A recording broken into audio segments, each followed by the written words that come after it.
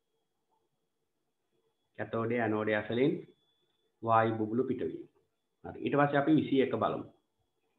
ද්‍රාව්‍යතාවය කෙරෙහි බලපෑමක් නොවන සාධකය. 11 වසරේ 3 වෙනි පාඩම මිශ්‍රණ. ද්‍රාව්‍යතාව. මොකද ද්‍රාව්‍යතාවයේ අර්ථයක් වන්නේ මහා හැල්ලක් කියන්න තියෙනවනේ ද්‍රාව්‍යතාවයේ. යම් ද්‍රාවකයක ග්‍රෑම් 100ක් නෑ මේ පටන් ගන්නේ උෂ්ණත්වය. යම් උෂ්ණත්වයකදී යම් ද්‍රාවකයක ග්‍රෑම් 100ක් තුල. හරිද? යම් උෂ්ණත්වයකදී යම් ද්‍රාවකයක ග්‍රෑම් 100ක් තුල දියවන උපරිම ද්‍රාව්‍ය ප්‍රමාණය. එම උෂ්ණත්වයේදී එම ද්‍රාවකය තුල එම ද්‍රාව්‍යයේ ද්‍රාව්‍යතාව ලෙස හැඳින්වේ. එහෙමනේ අපි හඳුන්වන්නේ.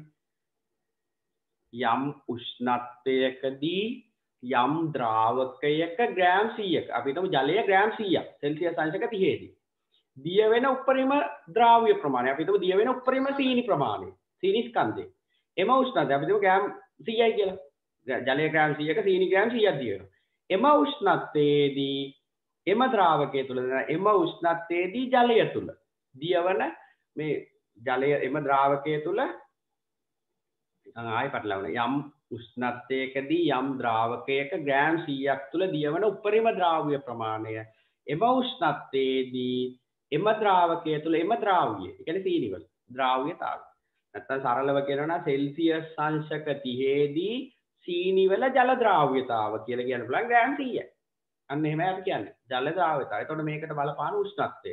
ඒ කියන්නේ උෂ්ණත්වය කියන වචනේ දාන්නේ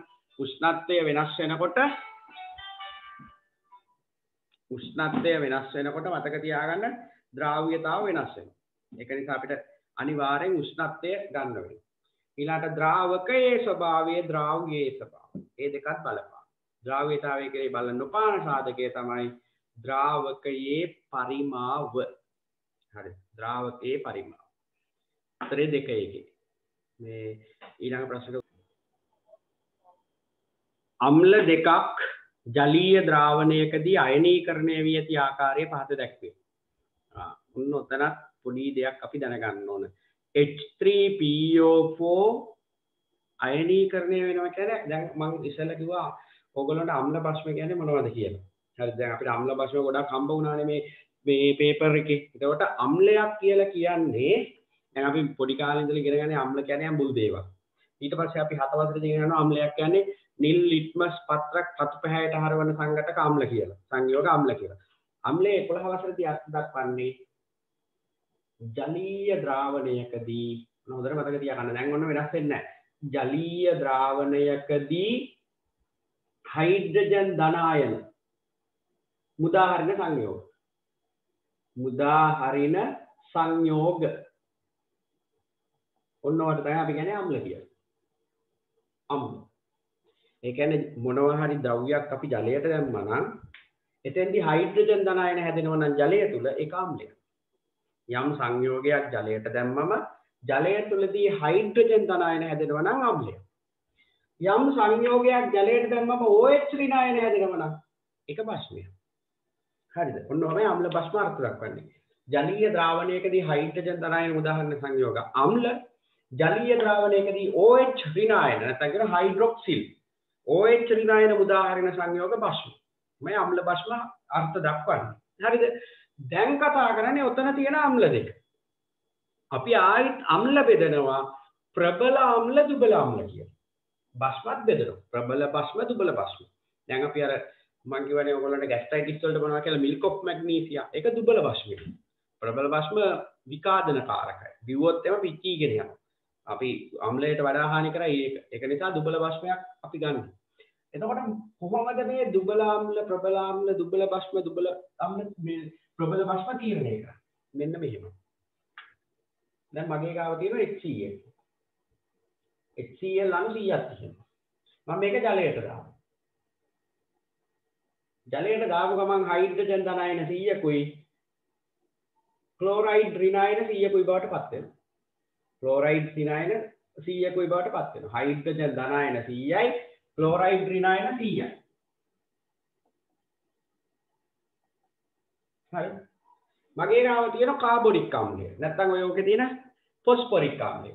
H3 3PO4 හරිද මේවා 100ක් තියෙනවා මේක ජලයට දානවා ජලයට දැම්මම හයිඩ්‍රජන් ධනායන අපි මේක ගමන්නේ මෙහෙම ගමු අපි ගමු මේක H3PO4 ගත්තොත් ඔයගොල්ලන්ට පැහැදිලි කරනකොට තව ටිකක් එහාට ගැඹුරට යනවා අපි ගමු CH3COOH ඇසිටික් අම්ලය මොකද මෙතන එක හයිඩ්‍රජන් කෙනෙක් අතන H3 තියෙනකොට හයිඩ්‍රජන්ල 3 දෙනෙක් ඉන්නවා ඒතකොට වැඩේ කියලා සංකීර්ණයි ඇසිටික් අම්ලය 100ක් තියෙනවා හරි ඇසිටික් අම්ලය CH3COOH විනාඩිය ඇසිටික් අම්ල අණු 100ක් තියෙනවා මම මේක ජලයට දානවා ජලයට දැම්මම හයිඩ්‍රජන් ධනායන 50ක් හැදෙනවා හරිද CH3COO ඍණ අයන හැදෙන 50ක් හයිඩ්‍රජන් ධනායන 50යි CH3COO ඍණ අයන 50ක් හැදෙනවා ඊට පස්සේ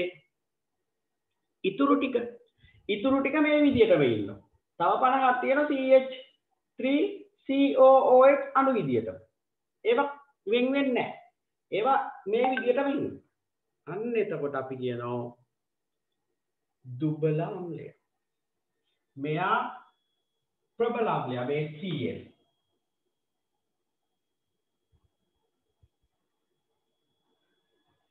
හරි ආපහු කියන්න HCl අම්ල අණු 100ක් ජලයට දැම්මම සම්පූර්ණයෙන් වෙන් වෙලා හයිඩ්‍රජන් ධනායන 100යි Cl ඍණායන 100යි සම්පූර්ණයෙන් වෙන් වෙනවා සම්පූර්ණයෙන් වෙන් වෙනවා නම් අපි කියන්නේ ප්‍රබල අම්ල ජලීය ද්‍රාවණයකදී සම්පූර්ණයෙන්ම විඝටනය වෙනවා නම් වෙන් වෙනවා නම් කියන්නේ විඝටනය වෙනවා නම් අපි ඒ අම්ල හඳුන්වනවා ප්‍රබල අම්ල කියලා. ජලීය ද්‍රාවණයේදී භාගිකව වෙන් වෙනවා නම් භාගිකව අයනීකරණය වෙනවා නම් ඒ කියන්නේ අණු 100ක් දැම්ම නම් 50ක් විතර වෙන් වෙලා ධනායනයි ඍණායනයි වෙන්න. 50ක් විතර මේ විදිහටම තියෙනවා. එතකොට අපි කියන මේකට මොන අම්ල කියලාද? දුබල අම්ල. දැන් ඔතන විද්‍යාගාරයේ තියෙන ප්‍රබල අම්ල තුනක්. HCl H2SO4 අනිත් එක HNO3 H2SO4 ජලයට දාපු ගමන් හයිඩ්‍රජන් ධනායන 2යි SO4 ඍණ 2යි විදියට වෙන් වෙනවා H3PO4 ජලයට දැම්මම හරිනම් වෙන්න ඕන හයිඩ්‍රජන් ධනායන 3කුයි PO4 ඍණ 3 ආයනයකුයි හැදෙන්න ඕන එහෙම වෙලා නැහැ හයිඩ්‍රජන් ධනායන දෙකක් ඇදිලා HPO4 ඍණ 2 ආයනයක් ඇදිලා. හරි නේද? ඒකත් වෙන්න ඕන හයිඩ්‍රජන් හා ෆොස්ෆේට් වලට. එහෙනම් H3PO4 කියන්නේ දුබල අම්ලය, H2SO4 කියන්නේ ප්‍රබල අම්ලය. ප්‍රබල අම්ල කියන්නේ ජලය තුලදී සම්පූර්ණයෙන්ම හයිඩ්‍රජන් ධනායන හා අනිත් ඍණායන වලට වෙන් වෙනවා නම් හයිඩ්‍රජන් ධනායන සම්පූර්ණයෙන්ම උදාහරණ වෙනවා නම් ප්‍රබල. ප්‍රබල බස්මත් එහෙමයි. ජලීය ද්‍රාවණයකදී සම්පූර්ණයෙන්ම වෙන් වෙලා OH ඍණායන පිට ගන්නවා නම් ප්‍රබල බස්. භාගයට වෙන් වෙලා OH ඍණායන පිට ගන්නවා නම් දුබල බස්. නම් මෙතන පිළිතුර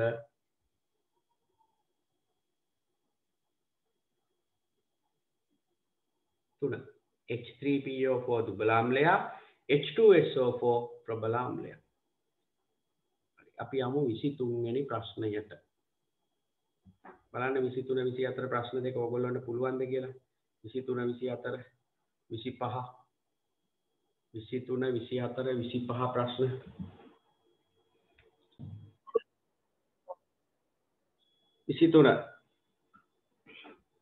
මූලද්‍රව්‍ය කිහිපයක ඉලෙක්ට්‍රෝන වින්‍යාස පහත දැක්වේ.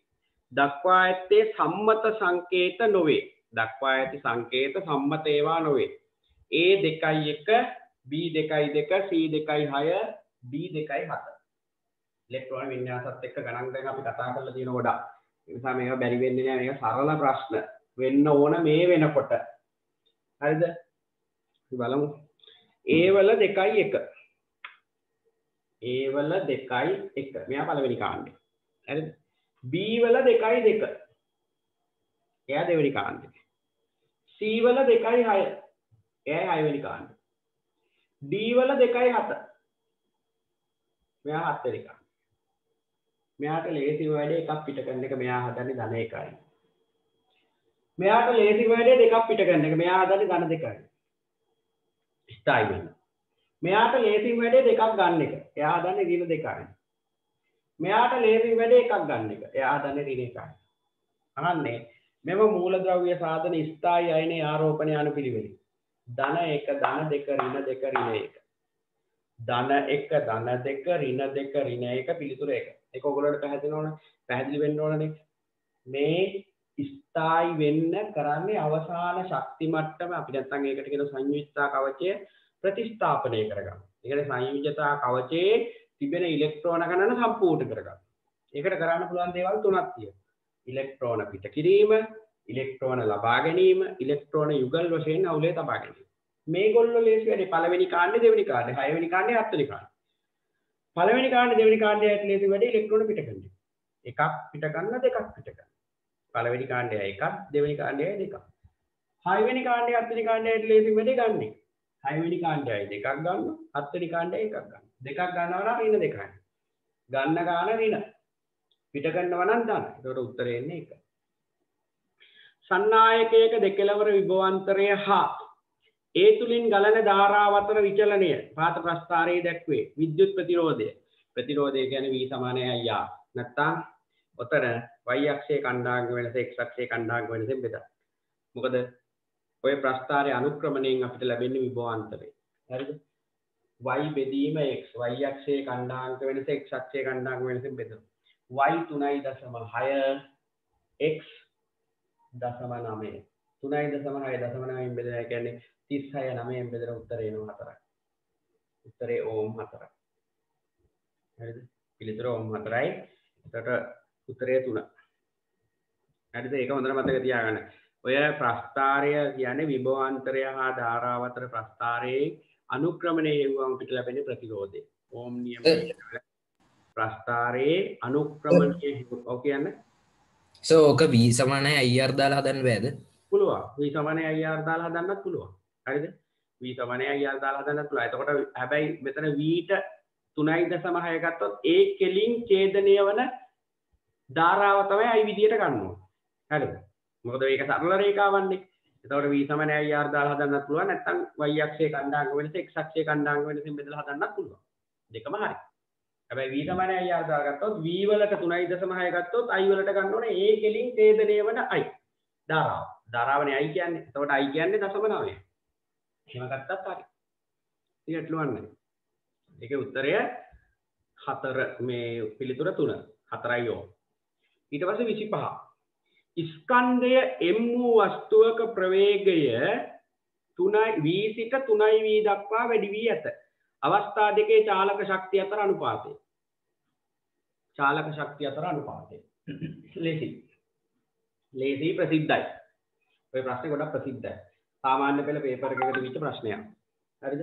පහුගිය සාමාන්‍ය පෙළ ප්‍රශ්න පත්‍රයකට දීච්ච ප්‍රශ්නයක්. ඔයගොල්ලෝ සාමාන්‍ය පෙළ පහුගිය ප්‍රශ්න පත්‍ර එහෙම කරලා තියෙනවා. මේව මතක් වෙන්න ඕන.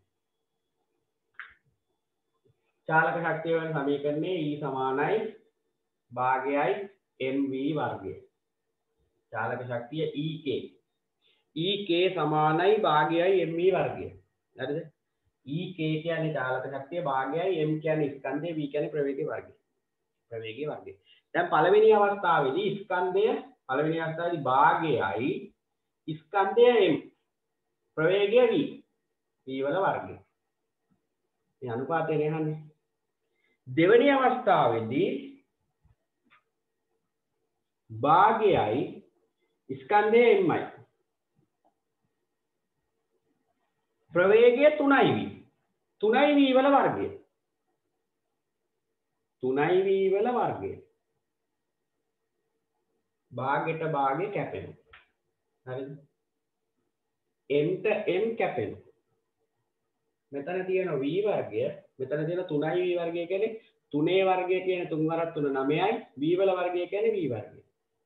v වර්ගයට v වර්ගය කැපෙන උත්තරේ එනවා 1ට 9. පිළිතුර 4. 1ට 9.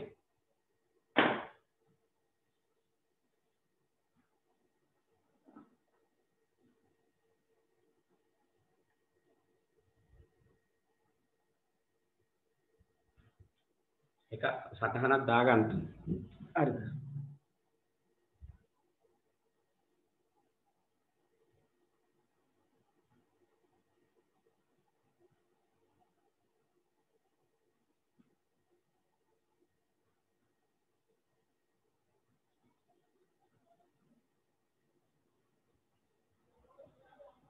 හරි ඒක හදාගෙන ඉවරලා බලන්න ඊළඟ ප්‍රශ්න තුනට උත්තර ලියන්න පුළුවන්ද කියලා 26 27 28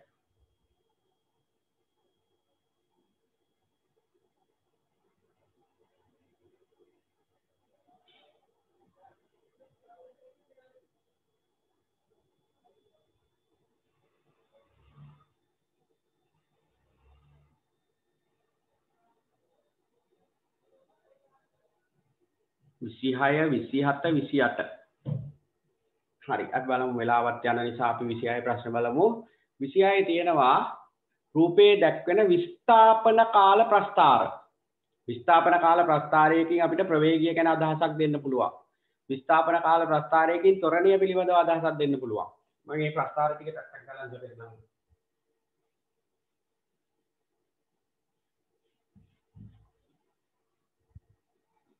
විස්ථාපනය S අකුර ගන්න නැත්නම් D අකුර ගන්නේ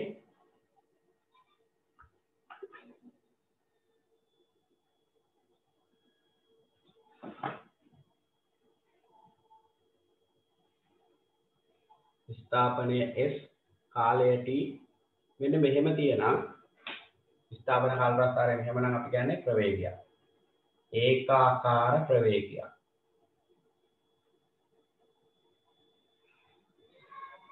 විස්ථාපන කාල ප්‍රස්ථාරය මෙහෙම තියෙනවා නිශ්චලයි විස්ථාපන කාල ප්‍රස්ථාරය මෙහෙම තියෙනවා මේවා දන්නේ නැත්නම් සටහන් දාගන්න මෙහෙම තියෙනවා ත්වරණය විස්ථාපන කාල ප්‍රස්ථාරය මෙහෙම තියෙනවා මන්දනය ඔය හතර දෙනා ගත්තම ඇති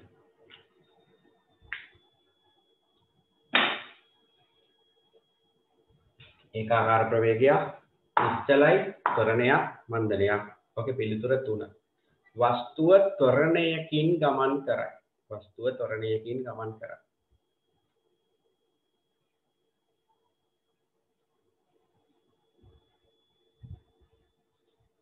10 වසරේ දෙවෙනි පාඩමේ සරල රේඛීය චලිතය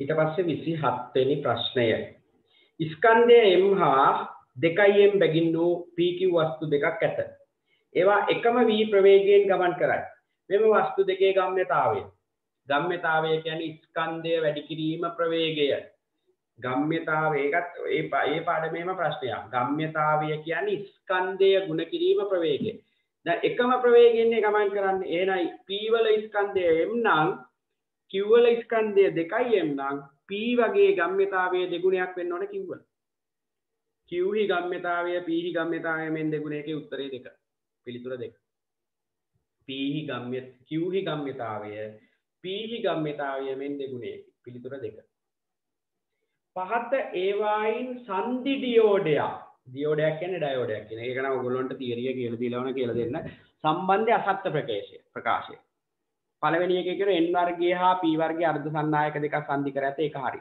සන්ධි ඩයෝඩයක් කියන්නේ p වර්ගයේ අර්ධ සන්නායක කොටසක් හා n වර්ගයේ අර්ධ සන්නායක කොටසක් එකට සම්බන්ධ කරලා හදන ඉලෙක්ට්‍රොනික උපාංගයක් ඒක හරි ඉදිරි නැඹුරුවේදී සන්ධිය හරහා බාධක විභවය වැඩි වේ. පසු නැඹුරුවේදී සන්ධිය හරහා හායිත ප්‍රදේශය පුළුල් වේ. ඉදිරි නැඹුරුවේදී සන්ධිය දෙපස හායිත ප්‍රදේශය පටු වේ.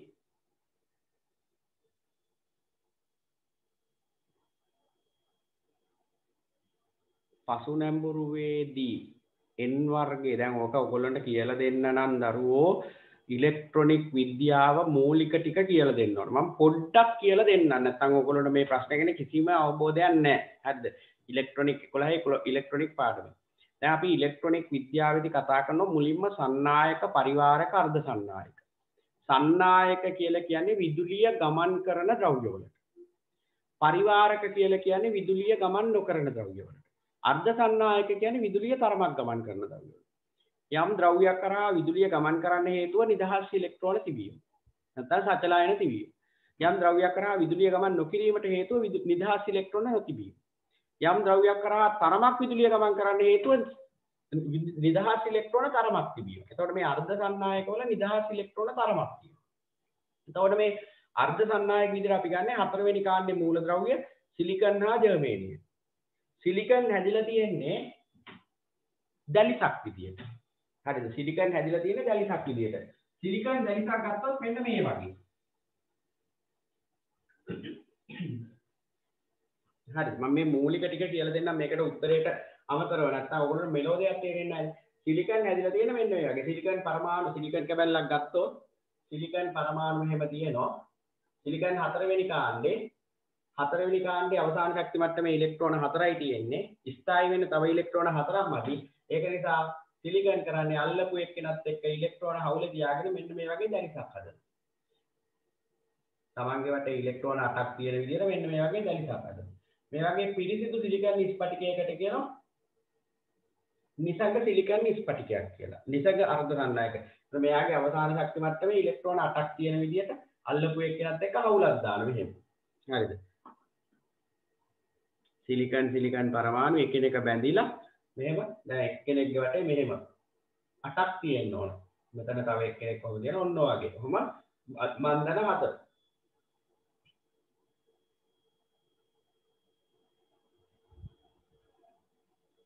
ඔන්නකොම බැඳෙනවා. හරි. මේ බැඳෙනකොට මේ තියෙන සෙල්සියස් කෙල්වින් බිඳුවේදී කෙල්වින් ටික ටික වැඩි වෙනකොට මේ බන්ධන ගැලවෙනවා. ගැලවිලා ඉලෙක්ට්‍රෝන ඇති වෙනවා. එතකොට එයාට ටිකක් විදුලිය ගමන් කරන්න පුළුවන්. ඒක නිසා තමයි මේගොල්ලෝ කියන අර්ධ සන්නායක කියන්නේ. හරිද? මේවට කියන්නේ පිරිසිදු අර්ධ සන්නායක. නැත්නම් කියනවා නිසංග. ඊට පස්සේ මේගොල්ලෝගේ විදුලිය ගමන් කිරීමේ හැකියාව වැඩි කරන්න මේ හතරවෙනි කාණ්ඩේ සිලිකන්ට තුන්වෙනි කාණ්ඩේ මූලද්‍රව්‍යයන් මිශ්‍ර කරනවා. පොඩ්ඩක්. අපි ඒකට කියන්නේ මාත්‍රණය. තුන්වෙනි කාණ්ඩේ බෝරෝන් හරි ඇලුමිනියම් හරි පොඩ්ඩක් මිශ්‍ර කරනවා. එතකොට හැදෙනවා P වර්ගයේ අර්ධ සන්නායක. ආයි මේ වගේ පිරිසිදු සිලිකන් කැබල්ලකට පස්වෙනි කාණ්ඩේ තියෙන ෆොස්ෆරස් ආසනික්. පස්වෙනි කාණ්ඩයේ මූලද්‍රව්‍ය පොඩ්ඩක් මිශ්‍ර කරාම හැදෙනවා N වර්ගයේ අර්ධ සන්නායක. ඔන්න ඒ විදිහට තමයි P වර්ගයේ අර්ධ සන්නායක N වර්ගයේ අර්ධ සන්නායක හදන්නේ. හරිද? P වර්ගයේ අර්ධ සන්නායක හදන්නේ පිරිසිදු සිලිකන් කැබල්ලකට තුන්වෙනි කාණ්ඩයේ මූලද්‍රව්‍ය මිශ්‍ර කරලා. N වර්ගයේ අර්ධ සන්නායක හදන්නේ පිරිසිදු සිලිකන් කැබල්ලකට පස්වෙනි කාණ්ඩයේ මූලද්‍රව්‍ය මිශ්‍ර කරලා. ඊට පස්සේ විද්‍යාඥයෝ කරේ මොකද්ද? P වර්ගයේ අර්ධ සන්නායක කොටසකුයි N වර්ගයේ අර්ධ සන්නායක කොටස එකට එක්කම කරනවා. එතකොට ලැබෙන සංදියට කියන්නේ PN සංදිය. හරිද? එතකොට ලැබෙන්නේ PN සංදිය. එතකොට වෙන දෙයක් තියෙනවා. ඒ ටික කියන්න ගොඩාක් වෙලා යනවා. ඒකට මුළු ඉලෙක්ට්‍රෝන එක කියනවා වගේ වෙනවා. එතකොට PN සංදියක් තමයි අපි කියන්නේ සංදි ඩයෝඩයක් කියලා. P වර්ගයේ අර්ධ සන්නායක කොටසකුයි N වර්ගයේ අර්ධ සන්නායක කොටසකුයි එකට සම්බන්ධ කරාම අපි කියන PN සංදිය. නැත්නම් කියන සංදි ඩයෝඩය. එහෙනම් පළවෙනි එක හරියි. N වර්ගයේ සහ P වර්ගයේ අර්ධ සන්නායක දෙකක් සංදි කර ඇත. ඉදිරි නැඹුරුවේදී බාධක විභවය වැඩි වේ. මම පොඩ්ඩක් ඔයගොල්ලන්ට ඒක පොතේ පෙන්නන්න ඉදිරි නැඹුරුවේදී බාධක විභවය වැඩි වෙනවද අඩු වෙනවද කියන එක. දැන් මේ තියෙන්නේ මේ PN සංදිය හදන හැටි. හරිද? මේ ඉලෙක්ට්‍රික් පාඩම් බලන්න පොඩ්ඩක්. එතකොට ඔයගොල්ලෝ මේක තේරුම් ගන්න උනත් පුළුවන්. ඉදිරි නැඹුරුව කියන්නේ ඉතල ඒක මම කියන්න දෙන්න බෑ. ඉදිරි නැඹුරුව කියන්නේ මේ PN සංදියක P කොටසට කෝෂයක ධනාග්‍රය සම්බන්ධ කරනවා. N කොටසට කෝෂයේ ඍණාග්‍රය සම්බන්ධ කරනවා. මෙන්න මේක තමයි ඉදිරි නැඹුරුව කියන්නේ. පෙර නැඹුරුව කියන්නේ. මෙන්න මේක. හරිද? පෙර නැඹුරුවේදී මේ බාධක විභවය කියන්නේ මෙන්න මේක. විභව බාධකය නැත්තම් මේ ආයිත පෙදෙස කියන එක. විභව බාධකය නැත්තම් ආයිත පෙදෙස. ඔයගොල්ලෝ පොඩ්ඩක් පොත බලන්න. එතකොට මේක තේරුම් ගන්න උනත් පුළුවන්. PN සංදිය ඉදිරි නැඹුරු කිරීමේදී බාධක විභවය වැඩි වෙනව නෙවෙයි. බාධක විභවය වෙනස් වෙන්නේ නැහැ. සාමාන්‍යයෙන් PN සංදියක විභව බාධකය තීරණය වෙන්නේ ඒ ද්‍රව්‍ය වර්ගය අනුව. සිලිකන් වල විභව බාධකය සාමාන්‍යයෙන් අපි සලකන්නේ 0.7 වෝල්ට් කියලා. සිලිකන් වල විභව බාධකය 0.7. මේක ඇති පොතේ ගාන 0.7. ඔය මේ තියෙන සිලිකන් වල විභව බාධකය 0.7. හරිද? ජර්මේනියම් වල 1. මතක හැටියට 1.3ක් හරි 1.1ක් හරි ඔන්නෝම ගානක් තියෙනවා. එතකොට 0.3යි සිලිකන් වල 0.7යි ජර්මේනියම් වල 0.3යි. විභව බාධකේ වෙනස් වෙන්නේ නැහැ. හරිද? ඉදිරි නැඹුරුවේ කියලා විභව බාධක වෙනස් වෙන්නේ නැහැ. පසු නැඹුරුවේදී ආයත ප්‍රදේශයේ පුළුල්ලේ හරි. මෙන්න පසු නැඹුරුවේදී මේ තියෙන්නේ පසු නැඹුරුවට කලින් පසු නැඹුරුවෙන් පස්සේ ආයත ප්‍රදේශය කියන්නේ ඉලෙක්ට්‍රෝන නැත්නම් ආරෝපණ පිහිටා නැති ප්‍රදේශය. ඒක හරි. ආයත ප්‍රදේශය පුළුල් වෙනවා ඒක හරි. ඉදිරි නැඹුරුවේදී සංධි ප්‍රදේශයේ ආයත ප්‍රදේශයේ පටු ඒක හරි. උත්තරය දෙක ඕකේ. ඉදිරි නැඹුරුවේදී සංධිය හරහා බාධක විභවය වැඩි වෙයි. එහෙම වෙන්නේ නැහැ. බාධක විභවය වෙනස් වෙන්නේ නැහැ. හරිද? ඒක සිලිකන් සඳහා 0.7 ඒක ඔන්න අයිතන ලියලා තියාගන්න. ජර්මේනියම් සඳහා 0.3. අපි ඊළඟ ප්‍රශ්නයට යමු. සරල අන්වීක්ෂයක් උත්තල කාචයක් සරල අන්වීක්ෂයක් ලෙස උත්තල කාචයක් භාවිතා කිරීමේ නිවැරදි අනුපිළිවෙල. සරල අන්වීක්ෂයක් ලෙස උත්තල කාචයක් භාවිතා කිරීමේ නිවැරදි අනුපිළිවෙල. ඕක නම් ටිකක් මේ මතභේදාත්මක ප්‍රශ්නයක්. සාමාන්‍යයෙන් අපි සරල අන්වීක්ෂයක් විදිහට උත්තල කාචයක් භාවිතා කරනවා නම් දැන් ඕගොල්ලෝ පොතක අකුරු ලොකු කරන්න නම් මෙහෙම තියලා ඉවර වෙලා කාචය තියරලා කාචය මේ පැත්තෙන් බලනවා. එතකොට තියන්න ඕන නාභිය හා ප්‍රකාශ කේන්ද්‍රය අතර.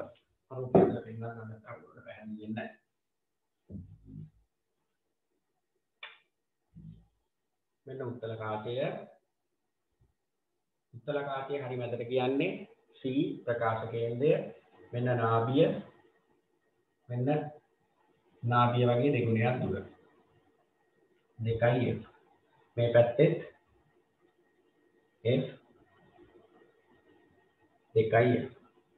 වස්තුව තියන්නේ මෙන්න මෙතන. C හා F අතර. හරිද? වස්තුව මේ පැත්තේ තියෙනවා. නැත්නම් මේ පැත්තේ අන්දත් හරි ගැටලුවක් නැහැ. වස්තුව මෙතන තියෙනවා. වස්තුවේ සමාන්තරව යන කිරණය නාභිය හරහා ගමන් කරනවා. C හරහා යන කිරණය එම මාර්ගයේම ගමන් කරනවා. මේ පැත්තේ තමයි ඇහැ තියෙන්නේ. හරිද? මේ පැත්තේ ඇහැ තියෙන්නේ. එතකොට මේ ආලෝක කිරණ කවදාවත් එකට හම්බ වෙන්නේ නැහැ. ඒක නිසා ආපස්සට මේ ආලෝක කිරණ එහෙම යා කරනවා. යා කරනකොට මෙන්න මෙහෙදී ආලෝක කිරණ එකතු වෙලා විශාල ප්‍රතිබිම්බයක් හට ගන්නවා වස්තුව තියෙන පැත්තේ. එහෙනම් පළවෙනි එක මේකේ කතන්දරේ හරි. නාභිය හා ප්‍රකාශ කේන්ද්‍රය අතර වස්තුව තියන්නේ. විරුද්ධ පැත්තේ ඇහැ තියන්නේ. ඒකත් හරි. හරිද? වස්තුව තබා වස්තුවට විරුද්ධ පැත්තේ ඇස තබා නිරීක්ෂණය කිරීමේ. දැන් පළවෙනි උත්තරේ එහෙම බැලුවම හරි. කාචයේ නාභිය හා ප්‍රකාශ කේන්ද්‍රය අතර මෙන්න නාභිය මෙන්න ප්‍රකාශ කේන්ද්‍රය ඒ අතරේ වස්තුව දිවා අත් කාචයෙන් වෙන්නේ වස්තුව ලොකු වෙන එක. සරලන් මේ කියන්නේ අත් කාචය. හරිද? එතකොට ඒක හරි. දෙවෙනි එකේ කියන කාචයේ නාභිය හා ප්‍රකාශ කේන්ද්‍රය අතර වස්තුව තබා වස්තුව ඇති පැත්තෙන් ඇස තබා නිරීක්ෂණය කරන වැරදි. කවදාවත් වස්තුව තියෙන පැත්තෙන් ඇහැ තියලා බලන්න බෑ උත්තල කාචයක. ඒක වැරදි. තුන්වෙනි එකේ කියන කාචයේ නාභිය හා ප්‍රකාශ කේන්ද්‍රය අතර වස්තුව තබා වස්තුවට විරුද්ධ පැත්තේ කාචයේ අසල ඇස තබා නිරීක්ෂණය කිරීමේ. ඔන්න ඔය දෙකෙන් උත්තරේ මොකක්ද කියන එක තමයි ප්‍රශ්නේ. කාචයේ නාභිය හා ප්‍රකාශ කේන්ද්‍රය අතර වස්තුව තබා වස්තුව ඇති පැත්තේ කාචය අසල ඒක කරන්න බැරි. වස්තුව තියෙන පැත්තේ කාචය අසල. දැන් මම ගත්තොත් උත්තල කාචය. එහෙම නැත්නම් අත් කාචය. වෙදී අත් කාචය. සරල අන්වීක්ෂය. දැන් මම මේ සරල අන්වීක්ෂයෙන් බලද්දී වස්තුවක් දිහා හරිද? මෙහෙම දැන් ඔයගොල්ලන්ට පේනවා මේ පොතේ අකුරු විශාල කරන්න. මෙහෙම දැන් ඔයගොල්ලන්ට පේනවා. අනිවාර්යෙන් ඇහැ තියන්නේ වස්තුව තියෙන මෙහෙනේ වස්තුවට විරුද්ධ පැත්තේ. එහෙනම් මේකේ දෙවෙනි උත්තරේ වැරදි. හතරවෙනි උත්තරේ වැරදි. දැන් පළවෙනි එකද තුන්වෙනි එකද කියන එක තමයි ප්‍රශ්නේ. මම මේක ටිකක් මතවේදාත්මක ප්‍රශ්නයක් කියලා. එතකොට මේකේ අපි ගත්තොත් මෙහෙම විරුද්ධ පැත්තෙන් ඇස තියලා නිරීක්ෂණය. ඒක හරි. අනිත් එකේ කියන විරුද්ධ පැත්තෙන් තමයි ඇහැ තියන්නේ. හැබැයි කාචය අසල.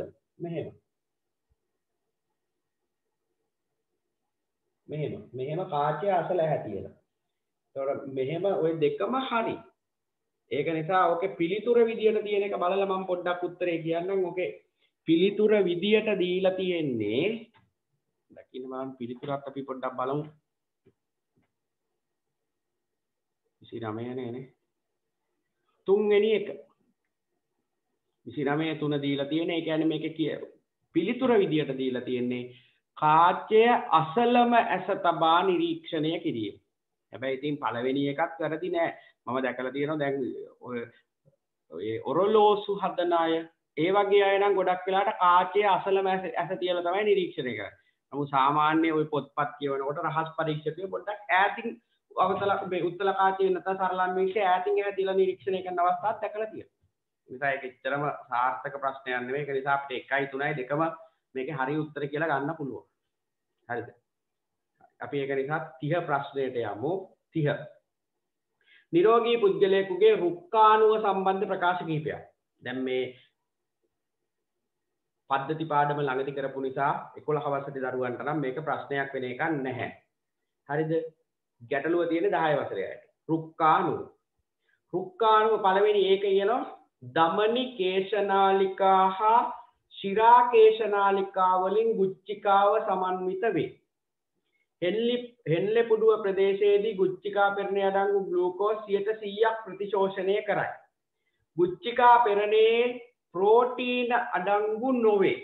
නොව උත්තර හතරක් තියෙනවා. නිවැරදි එක තමයි අහන්නේ. හරිද? සත්‍ය පිළිතුරු. උත්තරේ තෝරගන්න හරි ලේසි. හරිද? ඔයගොල්ලෝ නොදන්න වුණත් ඔයකට තෝරගන්න උත්තරේ ලේසි. හරි. මම පොඩ්ඩක් රුක්කාණුවක් අඳින්නම් ඉක්මනට. රුක්කාණුව කියලා කියන්නේ වකුගඩු වල එහෙම නැත්නම් රුක්කවල මුත්‍රා පෙරෙන කොටස් වලට. නැත්නම් අපි කියන රුක්කයේ ව්‍යුහමය හා කෘත්‍යමය ඒකකය තමයි රුක්කාණුව. වකුගඩුවක් ඇතුලේ මුත්‍රා පෙරෙන්නේ රුක්කාණුව වලින්. රුක්කාණුව මෙන්න මේ වගේ.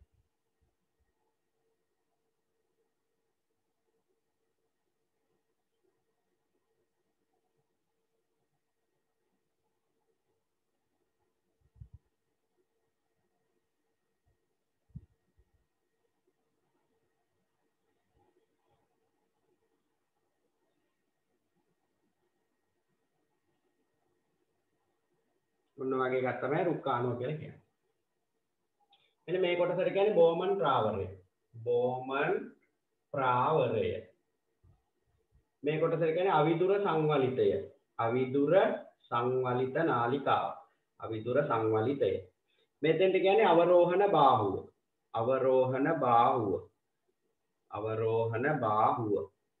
මෙන්න මේ කොටසට කියන්නේ හෙන්ලේ පුඩුව. හෙන්ලේ පුඩුව.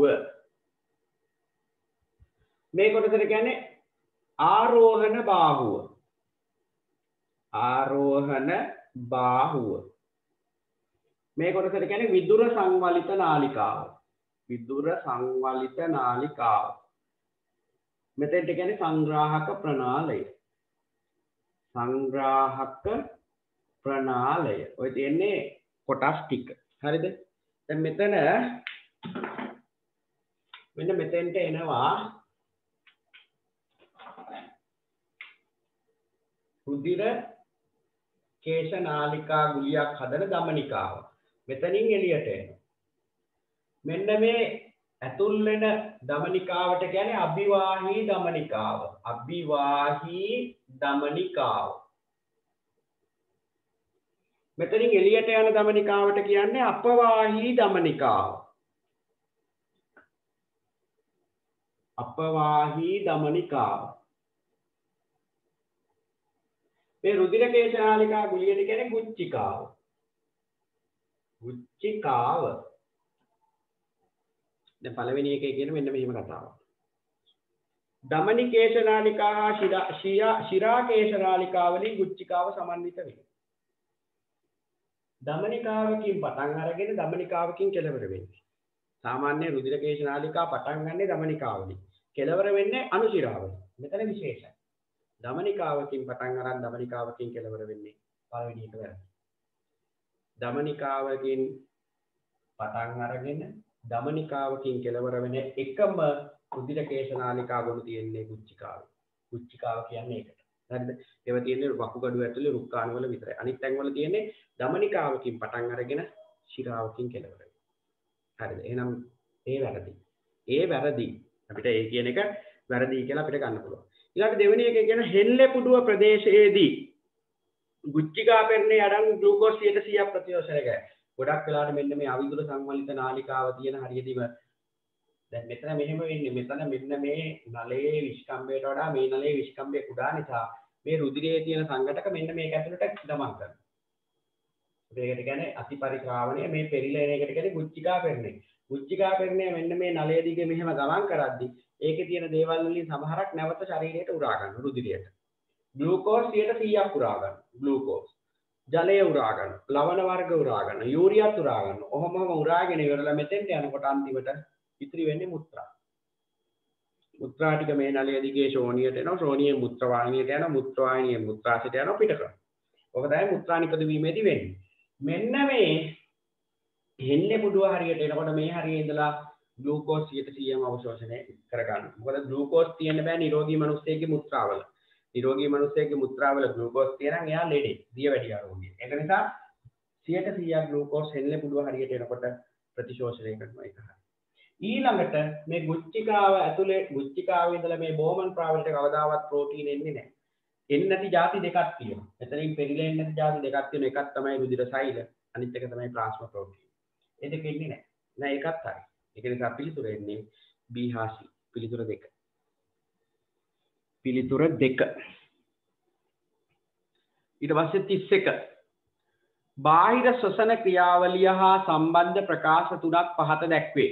බාහිර ශ්වසනය සම්බන්ධ ප්‍රකාශ තුනක් තියෙනවලු. පළවෙනි එකේ කියනවා බාහිර ශ්වසනය කියන්නේ ආශ්වාසය ප්‍රාශ්වාසය. ආශ්වාසය කියන්නේ අන්තර්පර්ශුක පේශි සංකෝචනය වෙලා පර්ශු ඉහළටත් ඉදිරියටත් ගමන් කරනවා.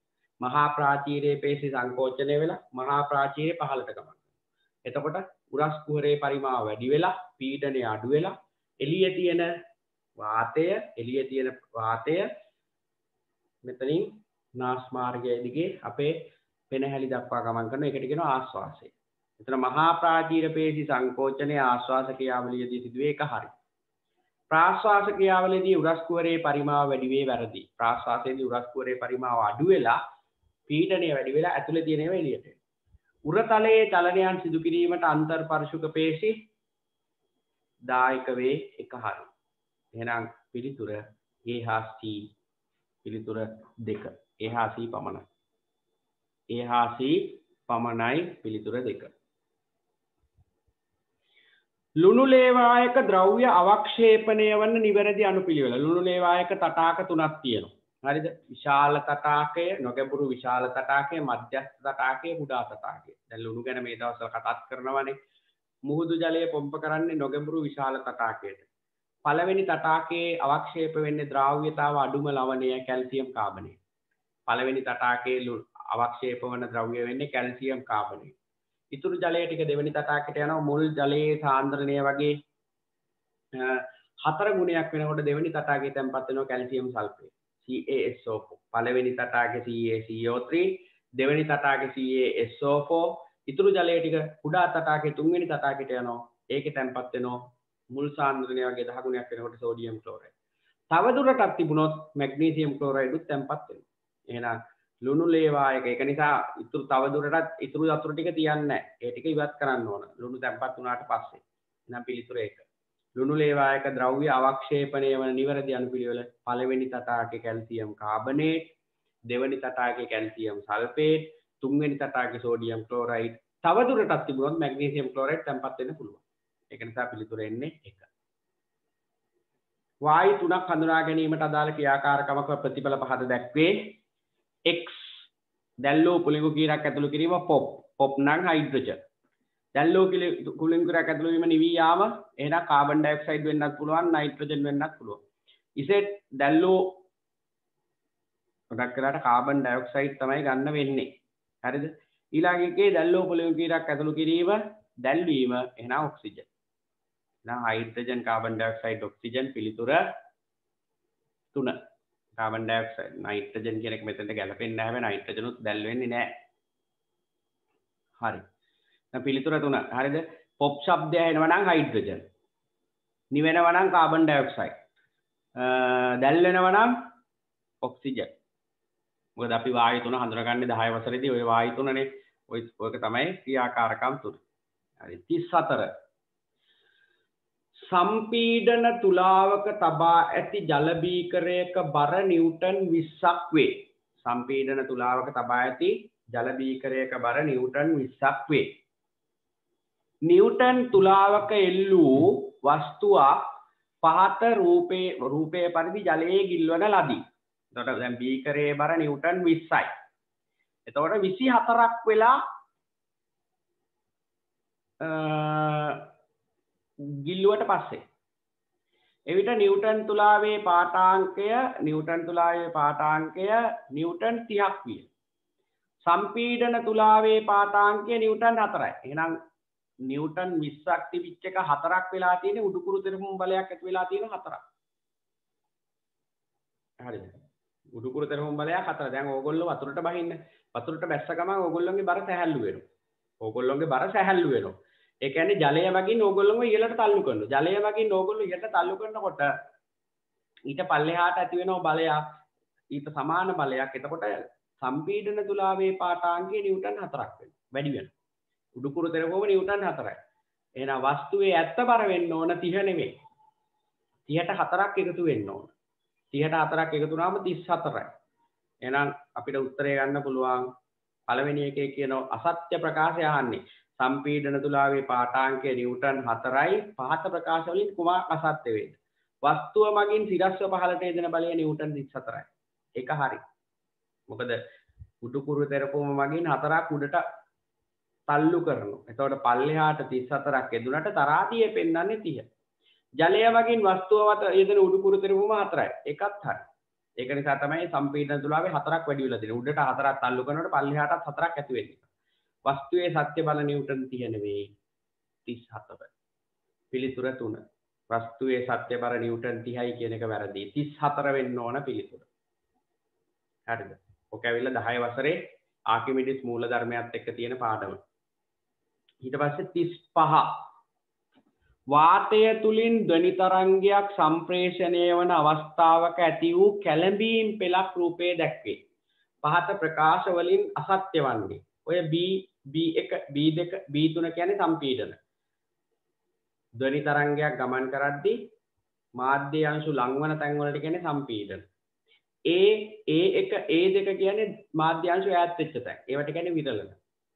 අසත්‍ය එකනේ අහන්නේ. දැන් පළවෙනි එකේ කියන A1 A2 ස්ථානවල විරල නැති එක හරි. B1 B2 B3 ස්ථානවල සම්පීඩන එකක් ඇති. B1 අතර දුර තරංගායාමයට සමාන වේ. හරි. සම්පීඩන දෙකක් අතර දුර හෝ විරලන දෙකක් අතර දුර හතරවෙනි එකේ කියන කම්පණය වන අංශු තරංගය සමග ඉදිරියට ගමන් කරයි එහෙම වෙන්නේ නැහැ. ඔතන දෙපැත්තට දෝලණය වෙන්නේ. කවදාවත් අංශු ගමන් කරන්නේ නැහැ. ශක්තිය විතරයි ඉස්සරහට යන්නේ. ඒක හොඳට අපි ඉගෙනගෙන තියෙන තරංග පාඩමේදී අපි ඉගෙනගෙන තියෙනවා තරංගයක් කරහා මාධ්‍යක හෝ අවකාශය හෝ රික්තකයක් කරහා එක තැනක ඉඳලා තවත් තැනකට ශක්තිය ගමන් කරන මිසක් අංශු ගමන් කරන්නේ නැහැ. හරිද? එහෙනම් පිළිතුර එන්නේ 4.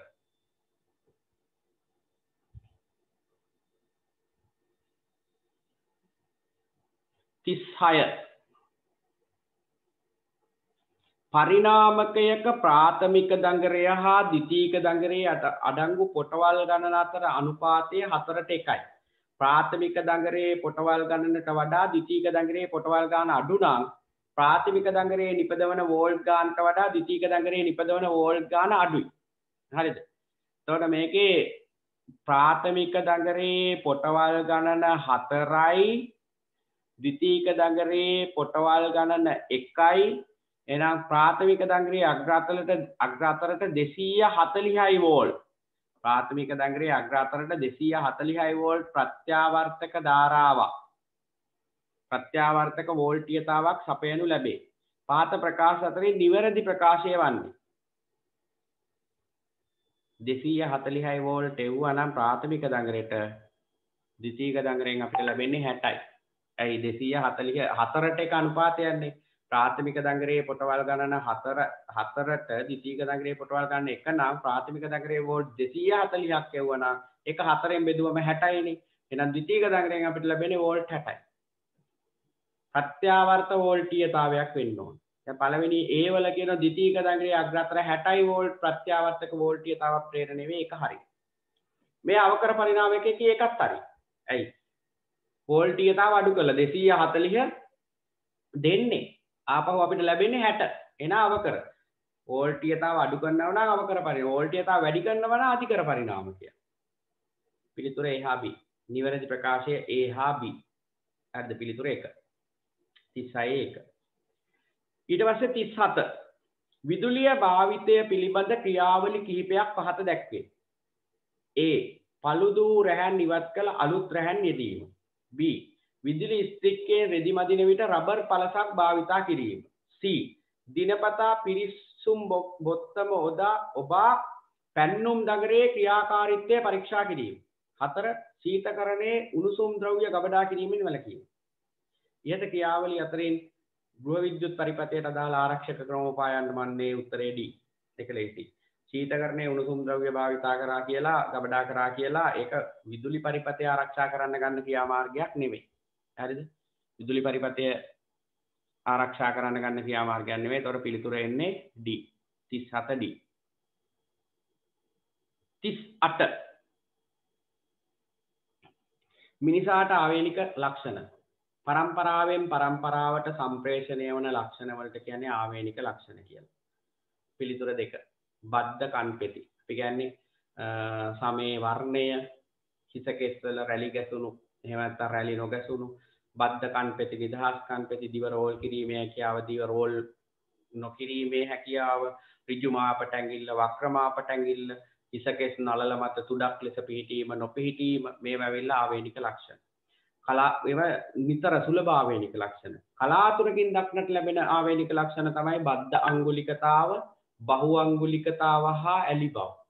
හරිද? එතකොට මෙතන පරම්පරාවෙන් පරම්පරාවට යන ලක්ෂණ තමයි බද්ධ කන්පෙති. වර්ධනය වූ මස් පිඩු, ඔසප් චක්‍රයේ සිදුවීම, කිරිදත් ඇලි මේවා ආවේනික ලක්ෂණ නෙවෙයි. හරිද? 39 ඉලෙක්ට්‍රොනික අපද්‍රව්‍ය එක්රැස්වීම ශීඝ්‍රයෙන් වර්ධනය වීම ගෝලීය පාර්ශවික ගැටලුවකි. මේ අවම කිරීමට ගත යුතු ක්‍රියාමාර්ගයක් නොවන්නේ. E-waste කියලා කියන්නේ ඔක 11 වසරේ අන්තිම පාඩම. ඉලෙක්ට්‍රොනික අපද්‍රව්‍ය හිතලා ලියන්න පුළුවන් උත්තර. හරිද? ඉලෙක්ට්‍රොනික අපද්‍රව්‍ය නිසා පරිසරයට විශාල වශයෙන් බැරලෝහ පිට වෙනවා. ආසනික්, කැඩ්මියම්, ඊයම් වගේ ඒවා, ක්‍රෝමියම් ඒවා පිට වෙනවා.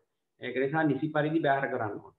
වැඩි කලක් භාවිතා කළ හැකි ඉලෙක්ට්‍රොනික උපකරණ භාවිතය ප්‍රතිචක්‍රීකරණය කළ හැකි නිෂ්පාදන හඳුන්වා දීම. 4 වෙනි එකේ කියන ඉලෙක්ට්‍රොනික උපකරණ භාවිතය වැළැක්වීම.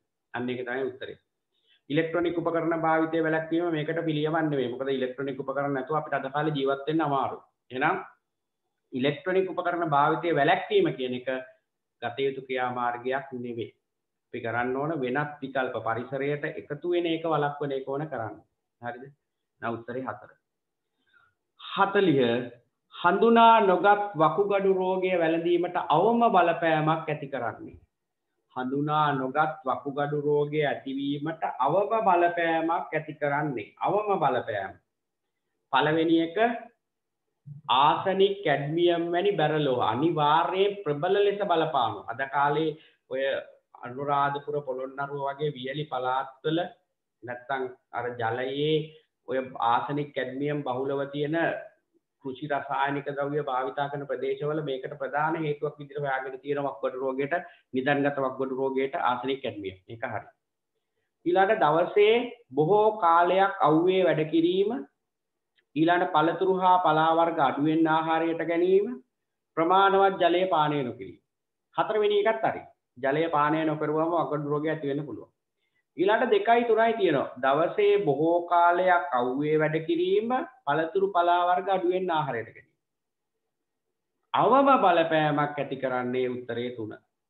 දවසේ බොහෝ කාලයක් අවුවේ ඉන්නකොට ශරීරයේ තියෙන ජලය ඉවත් වෙනවා. ජලය ඉවත් වෙන්න වකුගඩු වලින් කෙරෙන කාර්ය හරියට කෙරෙන්නේ නැහැ. පෙරීම වකුගඩු වලින් ඔය විෂ රසායනික ද්‍රව්‍ය ඒවා පිරෙන්න නම් ජලයත් එක්ක ඕන. ඒතකොට අවුවේ ඉන්න අවුවේ ගොඩාක් වෙලා වැඩ කරන්න අපේ ඇඟේ තියෙන ජල ප්‍රතිශතය අඩු වෙනවා.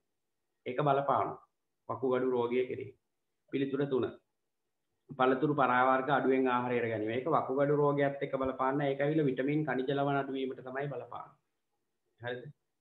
ඒ වගේම පළතුරු පලා වර්ගවල තියෙනවා නම් විෂ රසායනික ද්‍රව්‍ය ඒවා වකුගඩු මේ ශරීරයට ඇතුළු වීමත් වළකිනවා අඩුවෙන් ගත්තා. ඒක නිසා උත්තරය ගන්න වෙන්නේ අපිට 3. හරි.